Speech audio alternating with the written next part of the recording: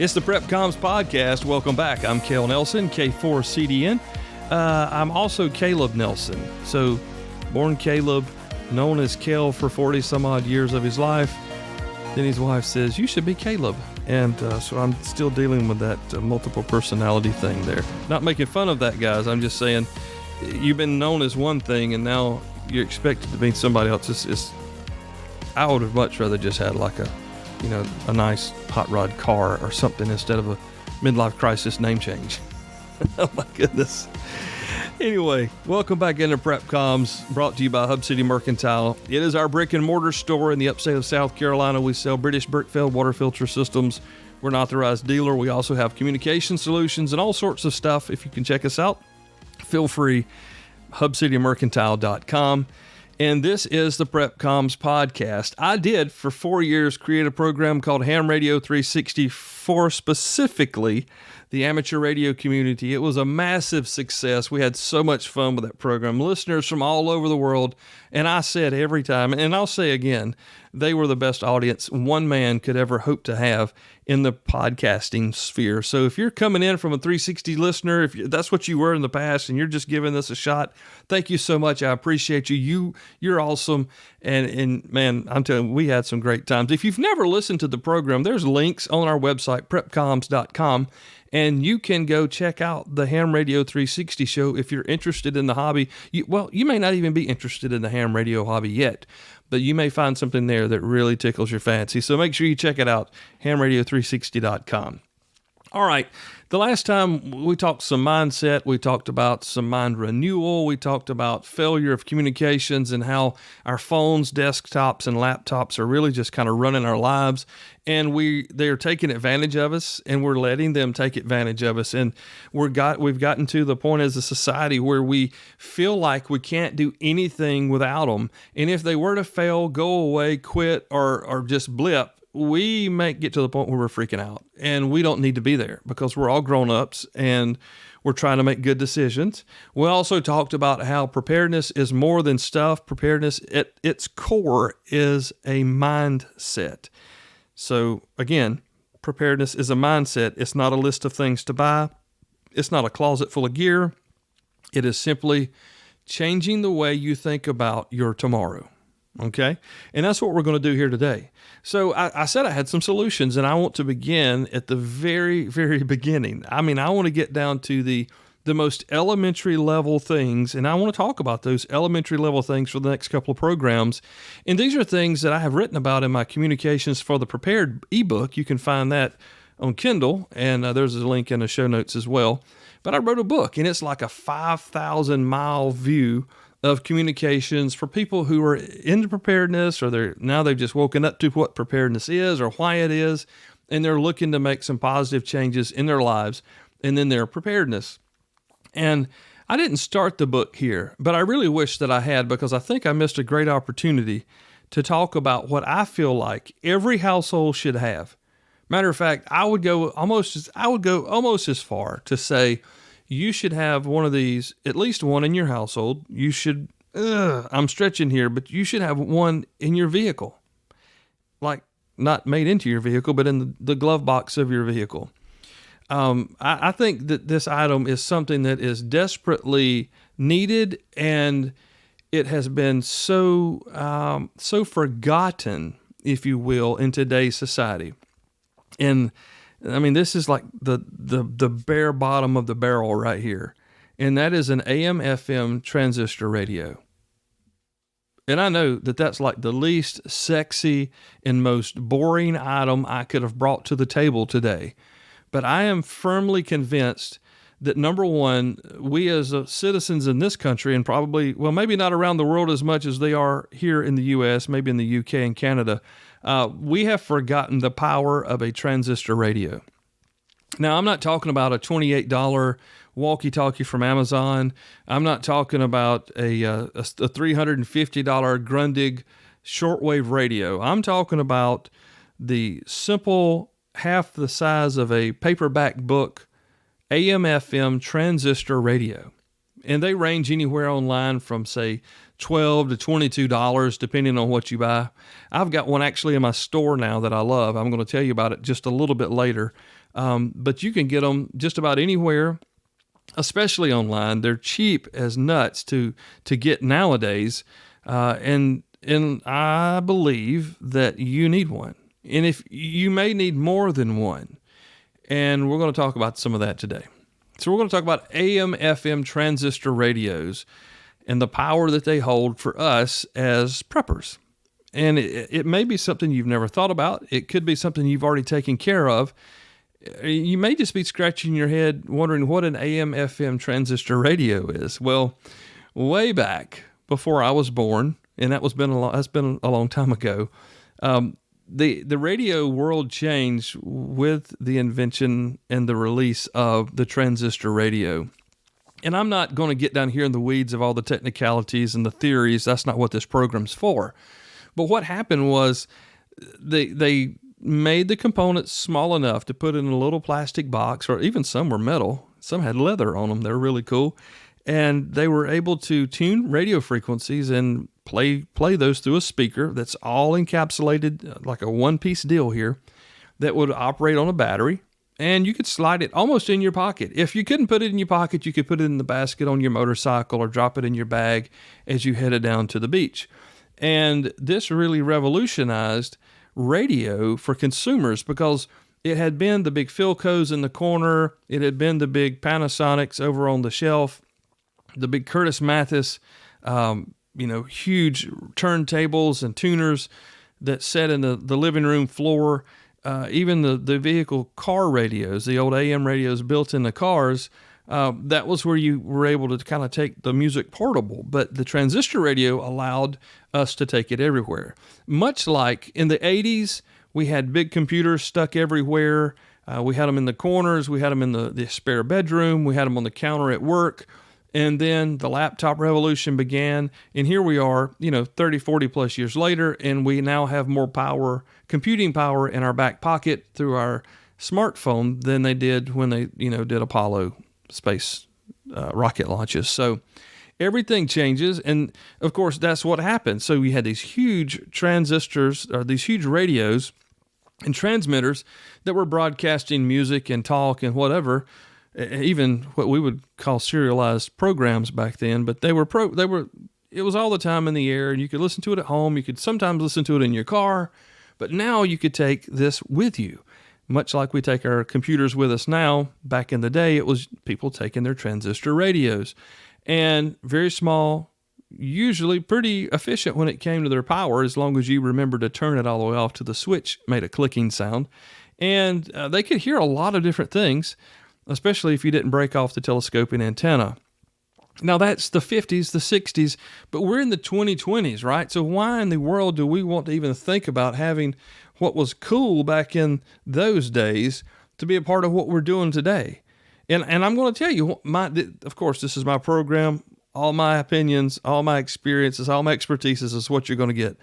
I believe you need one of these, and you don't have to spend gobs of money to get one. I mean, ours in the store is less than $25. I love it. I'm going to explain why in a few minutes. But here's the thing. Just like we can carry and look at the world on our phone, the transistor radio opens that up to you, even if it's on a more localized playing field, but you can still gather all sorts of information from a transistor radio in the event that some of the other devices quit. Maybe some of the other infrastructure things quit.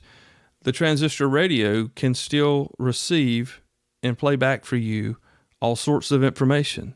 Now, it may be some romanticized view that I have of growing up with the radios and listening to music and cassette tapes and this and that, but I feel very confident in telling you that a AM/FM transistor radio is where you need to start. If you haven't done anything in regards to your communications preparedness building there, you need to start with no less than one AM/FM transistor radio. This is going to give you the ability to have entertainment. You can listen to music, you can listen to programming, you can get updates from the news, and emergency folks in that regard. If there's something bad that happens, I mean, not everything's a dystopian novel. I think I've said that before, but there are times when you really need to know what's going on. And if your phone's not working, or if you're somewhere that you know, goodness gracious, don't have phone service, imagine how hard that would be to get some information. So you can have that accessibility in your hand with an AM/FM transistor radio. Again, you don't have to spend a load of money. You can buy them as cheap as, $4 or $5 from China. You might get it in a month or so. You might not ever get it, but they're not expensive. I love the one we have in our store, and here's the reason why. In addition to being just a great sounding little AM/FM radio, it's about the size of a paperback book, has a telescoping antenna, so you don't have to have an antenna stuck up all the time. It also has a VHF ability to listen to the National Weather Service weather radio frequencies. We'll talk about a weather radio probably in our next episode, but this time through, there's a lot of great stuff in this one little box. So you get all the AM channels and frequencies that you can listen to at home, as well as all the FM. But in addition to that, you also get the VHF transmitter it receives on those frequencies the National Weather Service bulletins. Now, it's just a guess of mine that if it ever got really, really, really, really bad, that they would probably go from transmitting weather updates to some sort of governmental updates or whatnot. I mean, you can just go as far as you want to with your imagination, but those are official government frequencies.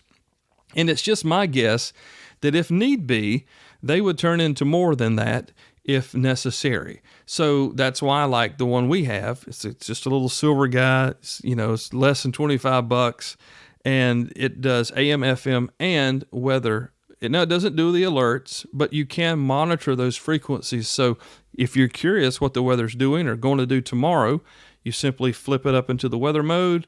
You tune to your local weather frequency. Mine here is 162.55 megahertz, and I just turned the knob all the way over there, and I can listen to the forecast. I can listen to the current conditions. If there's severe weather, the spotters are actually calling in reports to the Weather Service, and they're putting those reports on that frequency.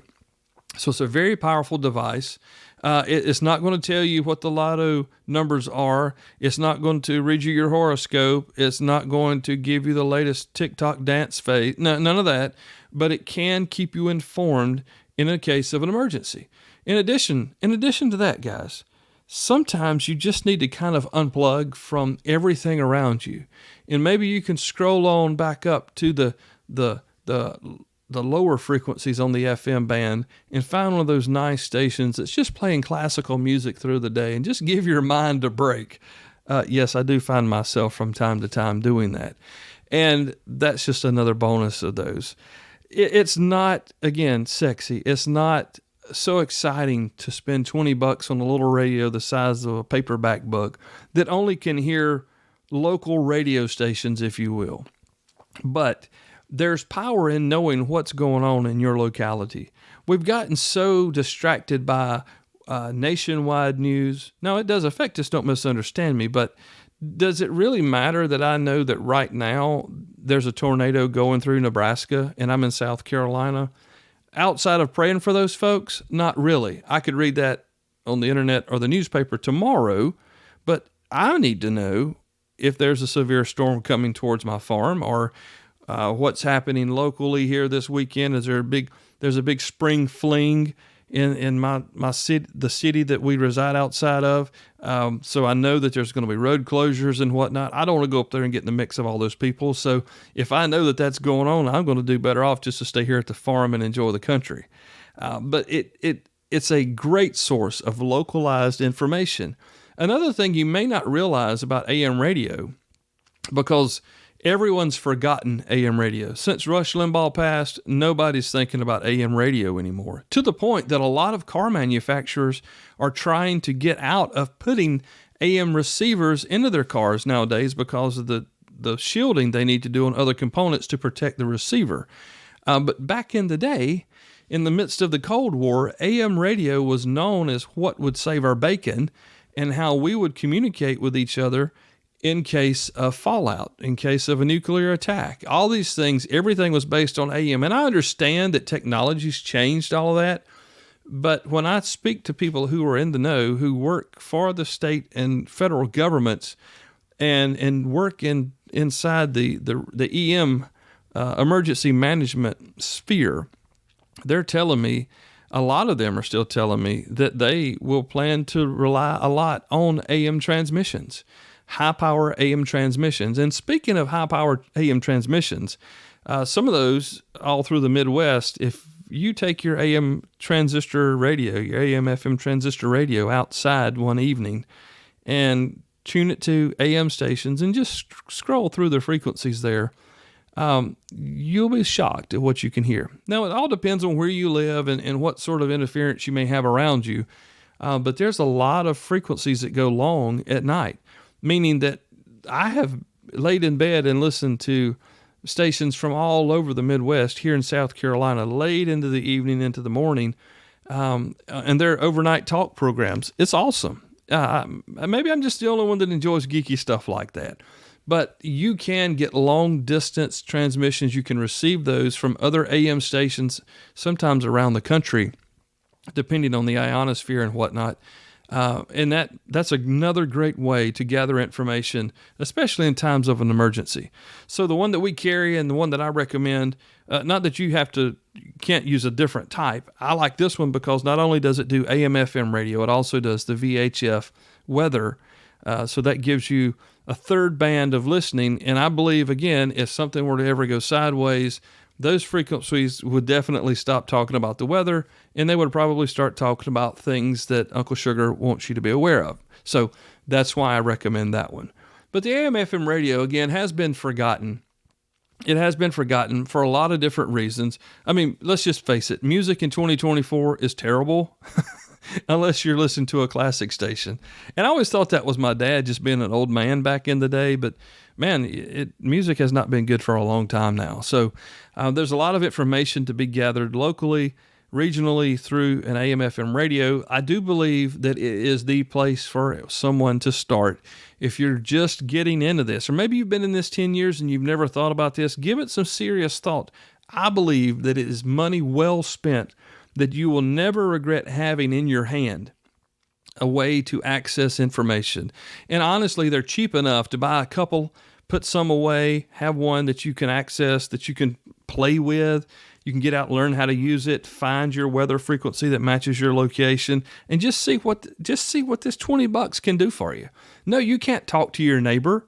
You can't talk to the next state over. You can't talk with this thing at all, but it can talk to you. And what you'll learn, at least through this program, in my perspective, that in the preparedness world, we need to be a lot more like our bodies, and we have 2 ears and 1 mouth. We need to learn to listen and understand that in the case of an emergency, unless you're just in peril, you need to be listening more than you need to be talking. Now, my wife and I have hosted a marriage program in the past, and I might have learned that there, but we do need to spend more time listening than talking, especially in regards to preparedness. So listening devices is what we're going to really be covering on the front end of this thing, because I want you guys to get an understanding of what's available and how to use it. So pick you up a nice AM/FM transistor radio. You can get one from us at Hub City Mercantile. That's great. They're amazing. They can help you understand what's going on around you. And as we talk further through this, it'll make more sense of why I start here. I mean, I don't think there's a whole lot, anything else out there that's any more simple than that is probably overlooked more than most everything outside of water. And of course, that's where I start, right? So the AM/FM transistor radio, to me, is the place you need to start. If you have any questions, if you have any comments, if you'd like to check out what we have in our store, visit PrepComms.com. All the links are there. We'd love to hear from you. We've got a private Facebook group. If you'd like to check it out, you can find us online at PrepComms. What is it? Facebook.com/PrepComms or whatever. We're on there. You can find us. We'd love to connect with you there. We're also on Instagram, and we'll probably have some stuff on YouTube as time progresses. With all of that said, thank you for the opportunity to chat with you again. I hope you've enjoyed this program. I'll be back next time. We'll continue talking about the bare bones basic minimums for preparedness communications. God bless you guys. Thanks again for listening. 73, y'all.